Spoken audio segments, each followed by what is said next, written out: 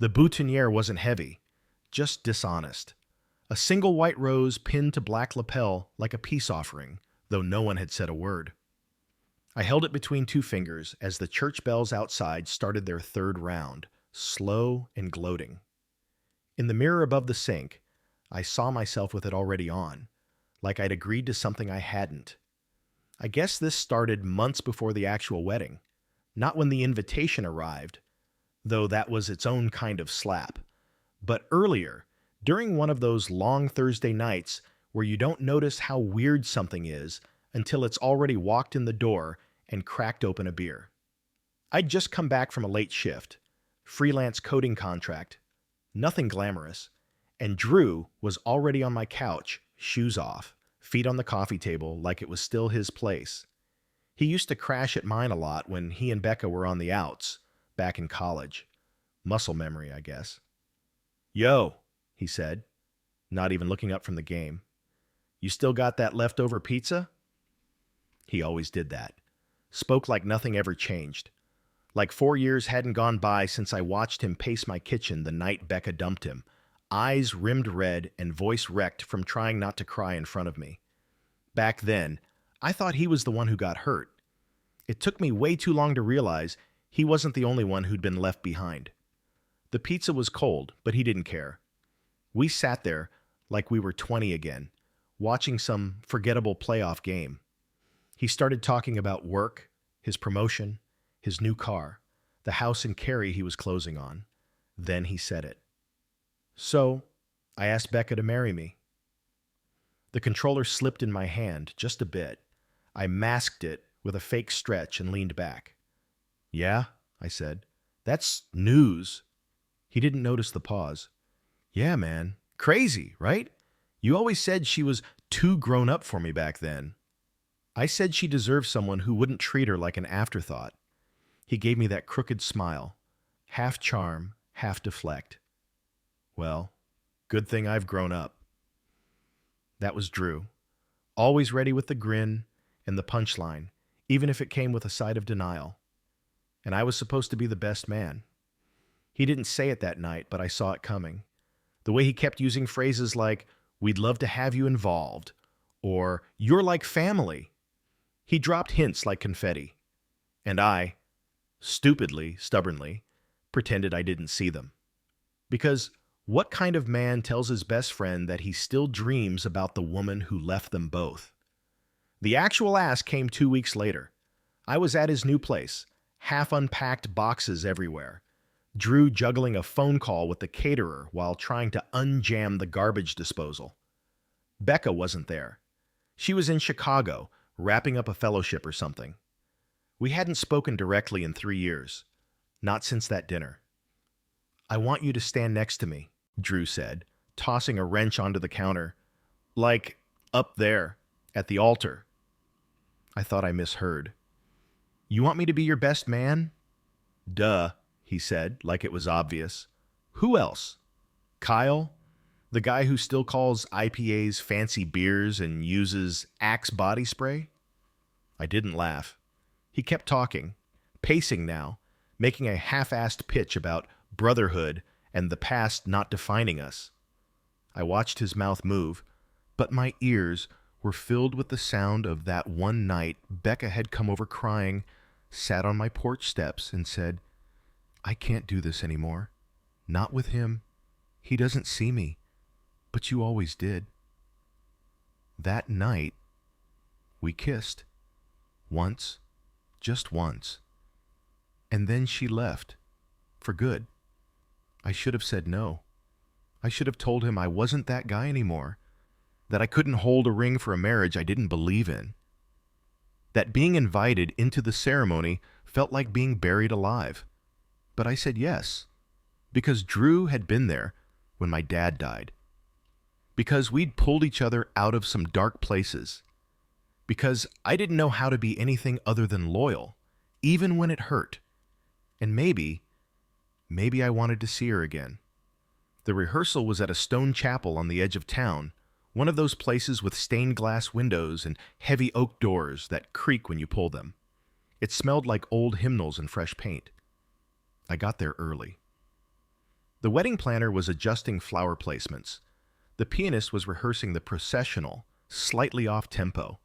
And Becca, she walked in like the air had been holding its breath for her. I hadn't seen her in nearly 3 years. She looked different. Older in a good way.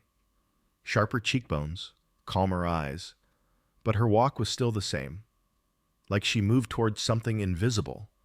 Like she didn't care who noticed her and who didn't. She didn't spot me at first. She was talking to the florist, then to Drew's mom, and then finally, our eyes met. It was like touching a scar. Not painful exactly, but sensitive. "Hey," I said. "Hey," she echoed. Her voice was a little softer than I remembered. "Been a while." 3 years, give or take. She gave a tight smile. "You look good." "You too." That was it. No questions. No, "How have you been?" No apology. Just silence, thick enough to swallow a church. I tried to leave it there. "Really?" I nodded, turned toward the altar, but she touched my arm. "Why'd you say yes?" "To what?" "To this. Being here, standing up there with him." I shrugged. I owed him. She hesitated. "Even after everything?" I didn't respond. There wasn't a version of that answer that wouldn't blow everything apart. Not there. Not with a priest adjusting hymn book 6 feet away. That night, I couldn't sleep. I lay in the guest room of Drew's house, staring at the ceiling fan. He'd offered to put me up for the weekend. Said it'd be easier than commuting from my place. Easier. Right. In the room, there was a framed photo of us from college. Me, Drew, Becca, and Kyle, half drunk at some beach bonfire. Back when things were simple and messy in the harmless way. I studied the picture, the way she leaned toward me in it, even though she was technically dating Drew at the time. I remembered the way her laugh felt when it landed on my neck, the way she'd always say my name twice when she was mad. "Eli, Eli." I thought I was over it, but being here, in the eye of this storm, pretending to be a wedding, it all came flooding back. Not just the attraction, the ache, the old anger, the quiet belief that we were meant to be something and never got the chance. On the morning of the wedding, I ironed my shirt twice. The boutonniere kept slipping from the jacket pocket. I finally pinned it on, hating how it looked. Downstairs, Drew was buzzing, pacing, joking, trying to keep his nerves under control. "You good?" I asked. "Man, I'm beyond good. I'm marrying the woman of my dreams." He meant it. That's what made it worse. He didn't know. About the kiss, about that night, about the version of Becca who had leaned into me when the world felt too heavy. And I wasn't going to tell him. Some things don't need to be reopened, even if they never really closed right. Still, there was something in me that cracked a little when the wedding planner popped her head in and said, "They're ready for the best man." Because that wasn't what I felt like. I felt like a placeholder, a witness, a man pretending his chest wasn't on fire while his best friend married the ghost he never stopped chasing. And when I stepped into the side door of the chapel, saw the guests filling in the pews, saw Becca at the far end of the aisle adjusting her veil, and Drew smiling like he'd just solved the world, my throat closed. Because that was the moment it hit me. He was about to say "I do," and I had no idea what I was supposed to do next. The tie felt too tight, even though it wasn't. I'd looped it clean, mirrored the YouTube video step by step, but my neck still pulsed beneath the knot. Maybe it wasn't the tie. Maybe it was the vows I was about to stand next to, the ones that should have belonged to someone else, or no one at all. The chapel buzzed with quiet chaos, photographers muttering about light angles, an aunt asking where to sit, Drew's dad accidentally knocking over the unity candle and scrambling to relight it with one of those long fireplace lighters. The organist played a string of uncertain chords, while someone handed out tissues like we were at a graduation, not a reckoning. I waited in the side chamber with Drew, just the two of us, the heavy oak doors separating us from the crowd. He was pacing again. "You nervous?" I asked. He stopped and grinned, like the question surprised him. "Nah, I'm not cold feet nervous. I'm just big deal nervous, you know?" "Yeah." I didn't. He looked out the little stained glass slit that overlooked the courtyard. "You ever think we'd end up like this?" "Define like this," he laughed. "I mean, come on, you, the best man, me, marrying Becca. It's like full circle." "More like full maze," so I muttered. He didn't hear. Instead, he turned, hands on hips, a crooked smile on his face. "You remember that party at Liam's? The one where you told me I was going to screw it up with her?" I remembered it too well. I'd said it half jokingly. He thought I was drunk. I wasn't. "Yeah," I said. "Well," he went on, "you were almost right. I did screw it up, but she gave me a second chance. People don't do that much anymore." "No, they don't." He straightened his cufflinks, then walked over and clasped my shoulder. "Thanks for being here, Eli. Seriously. It means more than I can say." I nodded. Didn't trust my voice. Didn't trust my stomach either. The wedding planner poked her head in. 10 minutes. Get ready." Drew headed for the main door, bouncing on his heels like he was about to run a marathon. I stayed a step behind, fixing his collar, adjusting the boutonniere that refused to sit straight. He looked down at it and said, "You always were the detail guy." I smiled. I wanted to rip it off. I walked out first, to polite murmurs and camera clicks. The rows of guests turned to look, not at me, but through me. I scanned the crowd, Drew's coworkers, cousins, some old classmates I barely recognized. No one from Becca's family that I could spot. She'd burned a few bridges there, if I remembered right. Then the music changed. The bridal party walked in one by one. Becca's sister. A few friends I didn't know. Then, her. She appeared in the doorway like a secret too big to stay hidden. White satin, floor length, veil tucked back. Her eyes locked onto Drew first, and only after a beat did they flicker to me. Something flickered there. Recognition. Resignation. She walked slow, but not dramatic. Just careful. Like she knew what her steps might trigger. I stood beside Drew at the altar as she approached. His eyes didn't leave her. Mine tried not to. She reached him, took his hand. The officiant cleared his throat and began, "Dearly beloved." I didn't hear most of it. I couldn't. I was too busy watching the way her fingers curled into his, how her shoulders rose every time he laughed at a joke the officiant made, how she didn't look at me again, until she did. Right before the vows, when the officiant asked, if anyone has just cause why these two should not be joined, she turned her head, just slightly. No one said anything. Not a cough, not a creak. She looked at me like she expected something, or dared me to. I looked back, and blinked first. The reception was at a converted barn just outside Raleigh. Twinkly lights, catered, southern food, overpriced bar, mason jar centerpieces. Everything curated to look effortlessly charming, like a Pinterest board in real time. I stayed near the edge. Talked to Kyle for a while.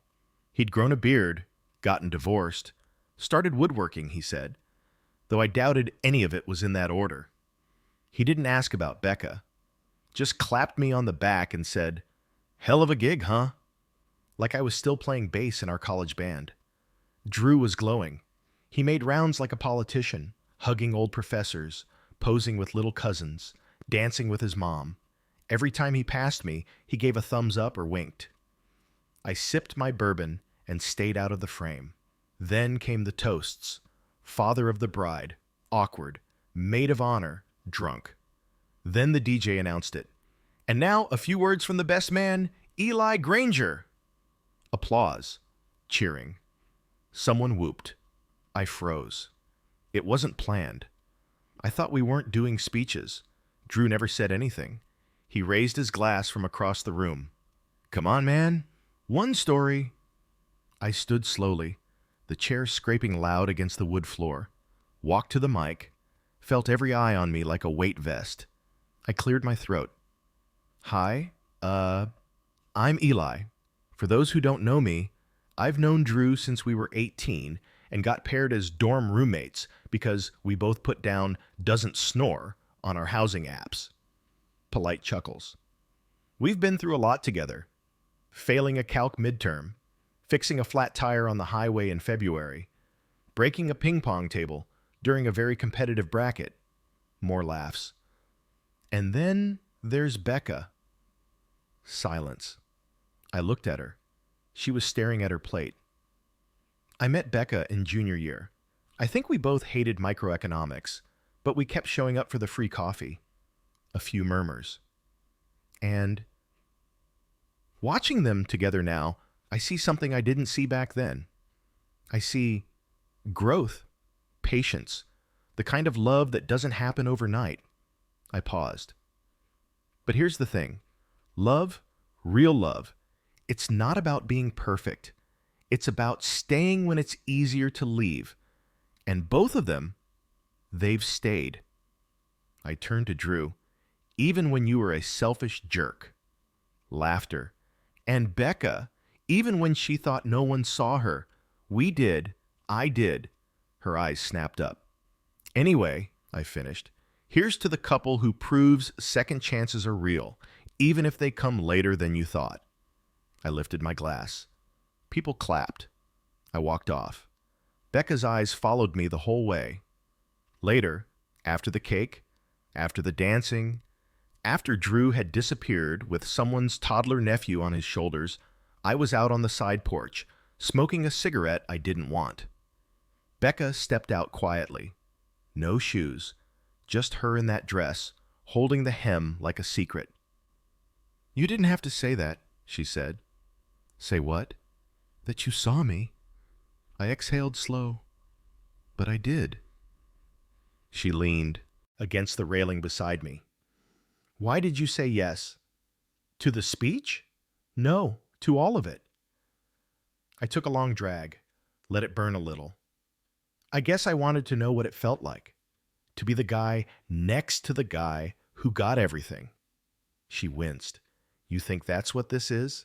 A win? Isn't it? She didn't answer. We stood there in silence, just the crickets, the faint thump of bass from inside, the sound of something neither of us was willing to admit. Finally, she said, I thought you hated me. I did, I said. I don't anymore, but I think I'm done trying to be okay with all of this. She nodded. Congratulations, by the way. That doesn't feel real coming from you. It is. I tossed the cigarette, crushed it underfoot. I'm going to head out. The party's not over. Yeah, I said, but I think I am. In the parking lot, I sat behind the wheel of my car for 10 minutes, engine off. The boutonniere lay on the passenger seat. It had wilted in the heat. I didn't go back inside. I didn't say goodbye. Some exits don't need doors, just space. Didn't think you'd actually come, Kyle said, handing me a beer like we were still in college. The can was warm, the air sticky with late June humidity, and the bonfire behind us crackled just enough to make everything feel louder than it was. We both knew he wasn't just talking about the party. It was 3 weeks after the wedding, long enough for photos to go up, for captions to get posted, for everyone from high school and college to weigh in on how perfect it all looked. I didn't comment. I didn't even click through the album. Just saw the cover photo, Drew grinning, Becca's hand on his chest, bouquet half lowered, and felt my stomach fold in on itself. I hadn't spoken to either of them since the reception. The bonfire was supposed to be a distraction. Kyle's annual post-wedding bash, a weird tradition where people who weren't invited to the main event pretended they didn't care. This year was smaller. Mostly old friends. A few mutuals who probably only came for the free beer. I didn't want to go, but I did. Kyle stood next to me in his usual posture, arms crossed, leaning back like he owned the night. "You gonna talk to her?" he asked. I turned. "She's not here." He gave a crooked smile. "She texted me, said she might drop by." My grip tightened on the can. "And you didn't think to mention that before I showed up?" "You'd have stayed home." And exactly. I tossed the beer into the recycling bin and headed toward the driveway. Not fast, but intentional. Then I heard it. Her car. It used to be Drew's. She kept it after they got back together. A navy Toyota with a dent in the back bumper and a sticker on the side window that said, "Let it be." Beatles font. I didn't turn around, just stared at the gravel under my sneakers and waited for my pulse to steady. Then I heard her footsteps. "Hi," she said. I didn't respond. She came closer. "I wasn't sure if you'd be here." "You were." A pause. "Kyle said you might come." I turned slowly. She was in jeans and a loose cardigan, no makeup, hair pulled back, still the same face that had haunted me for years, even after I told myself I'd moved on. "Why are you here, Becca?" Her shoulders dropped. "I don't know.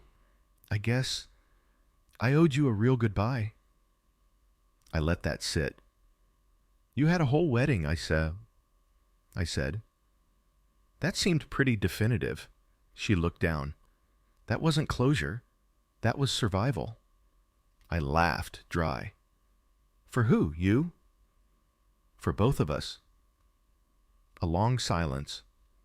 People in the background cheered, probably over some dumb drinking game.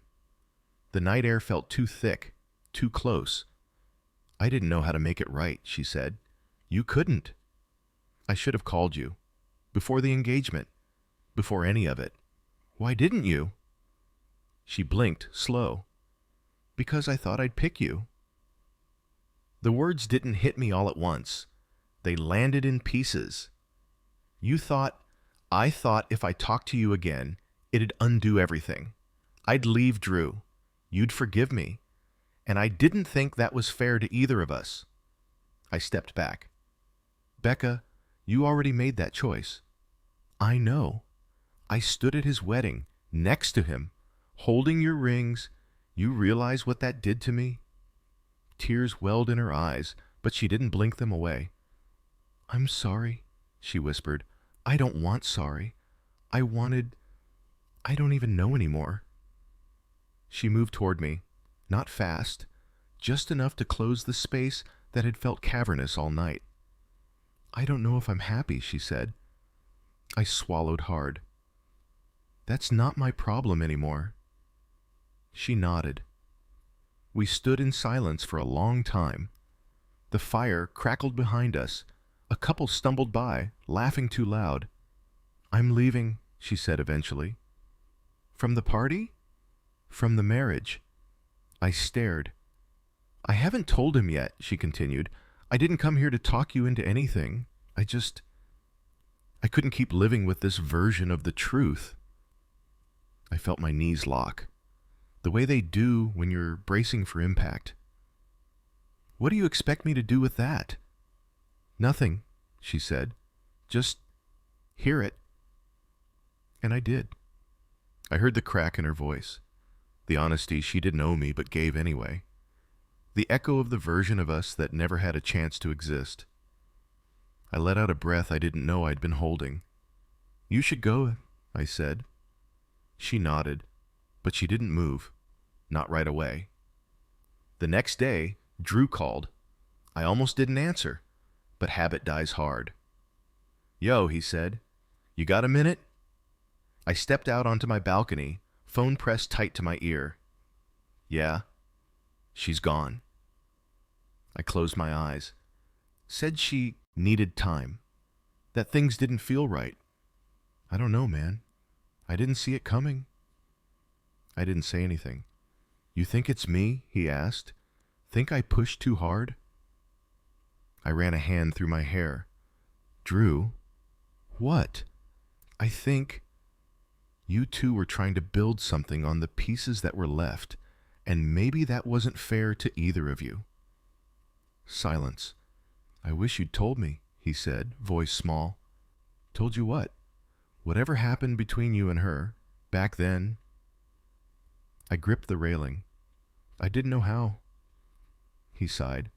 You ever think she's settled? Sometimes. I think I did too. That hit harder than I expected.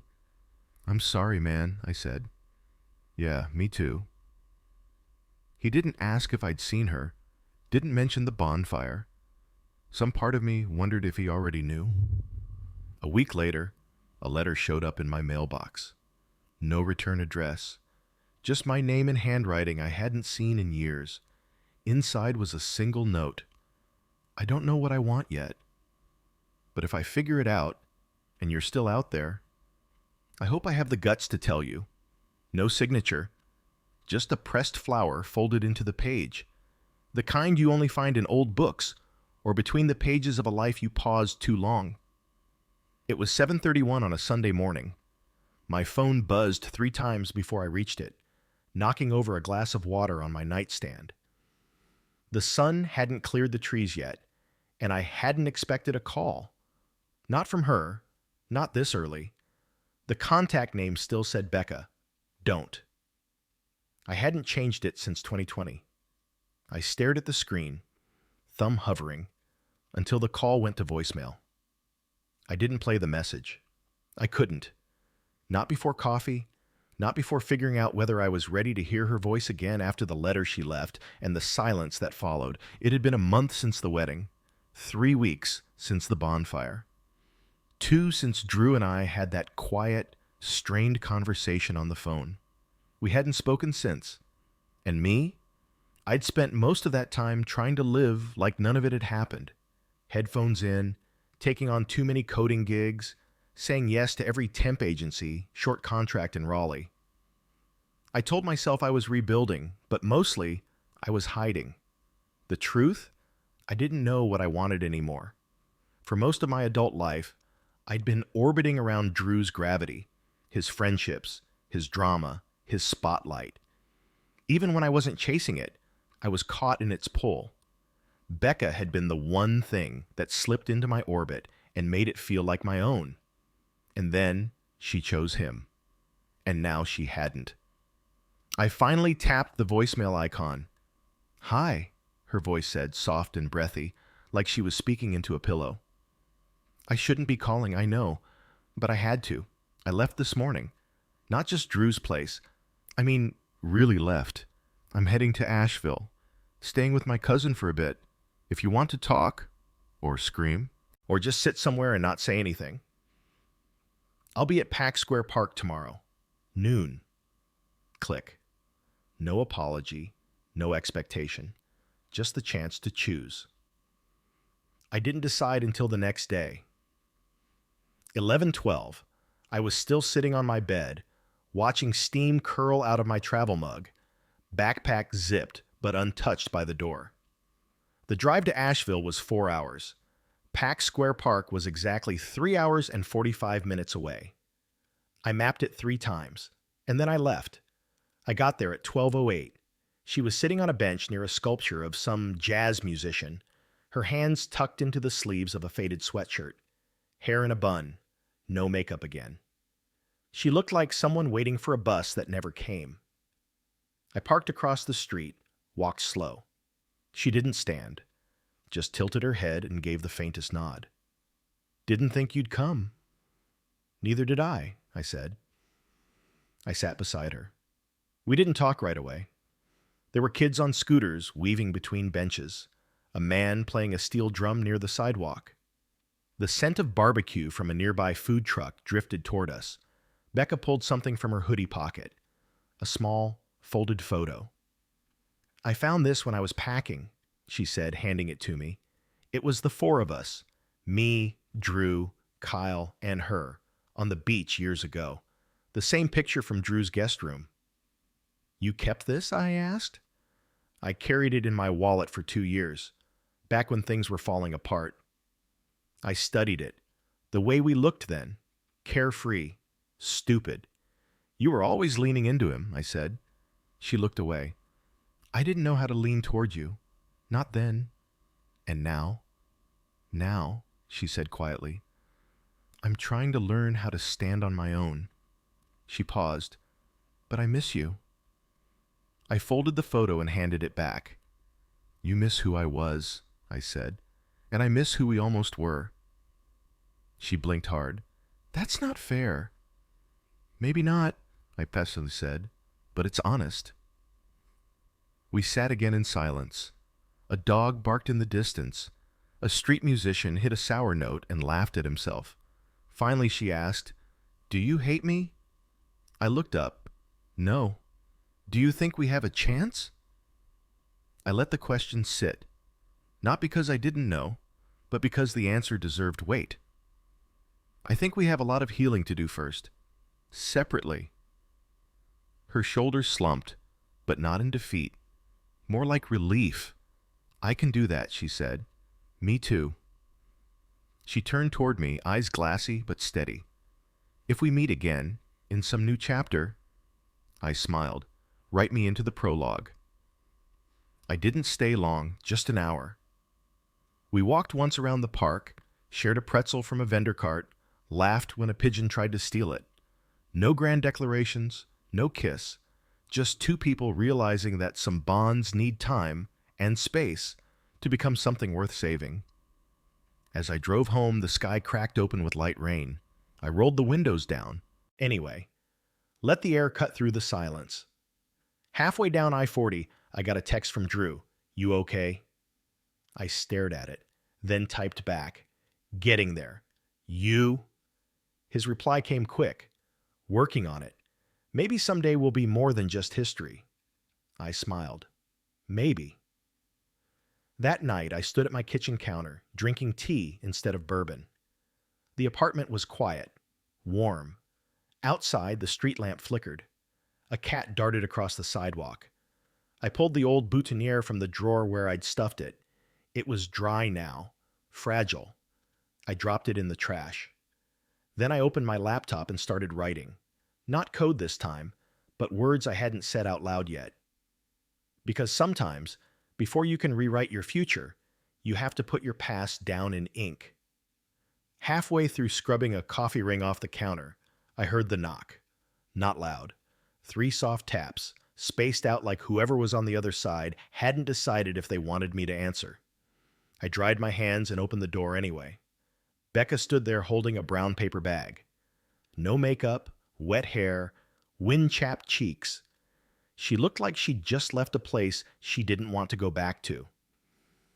I brought bagels, she said. You drove 3 hours for bagels? I drove 3 hours to not keep lying to myself. I stepped aside. The apartment smelled like burnt toast and cheap detergent. It wasn't much, just a second-floor rental with crooked blinds and one working heater vent, but it was mine. For the first time in a while, it felt like that mattered. She sat at the table while I poured coffee. Neither of us said much while the water boiled. It was weirdly quiet outside. No trash truck, no kids yelling, no dogs barking through the chain-link fence next door. When I finally sat down, she reached into the bag and pulled out a napkin-wrapped stack. Everything bagel, toasted, scallion cream cheese. You used to get 2 and eat the second one cold at midnight. I blinked. You remembered that? Most days, no. But this morning? Yeah. We ate in silence for a while. Comfortable. Familiar. Then I said, Are you still in Asheville? For now, she said. I'm applying for jobs. Remote. Maybe Chicago after that. I nodded. Starting over? She shrugged, trying not to drag too much of the old stuff with me. I looked down at the bagel in my hands. What about Drew? She sighed. We've talked.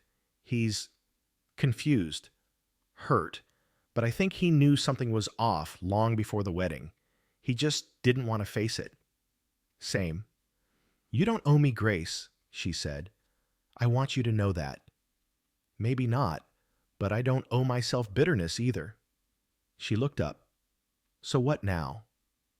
I took a breath. Let the question hang there. Now, I said, I take things slow, for once in my life. She smiled faintly. That's probably wise. We moved to the couch after breakfast. Not close, just parallel. The way people sit when they're trying to learn who they are now instead of who they were. Can I ask something? She said. Sure. If I had chosen you back then, would we have made it? I didn't answer right away. Finally, maybe, but it would have been for the wrong reasons. It would have been to win something or prove a point. She nodded.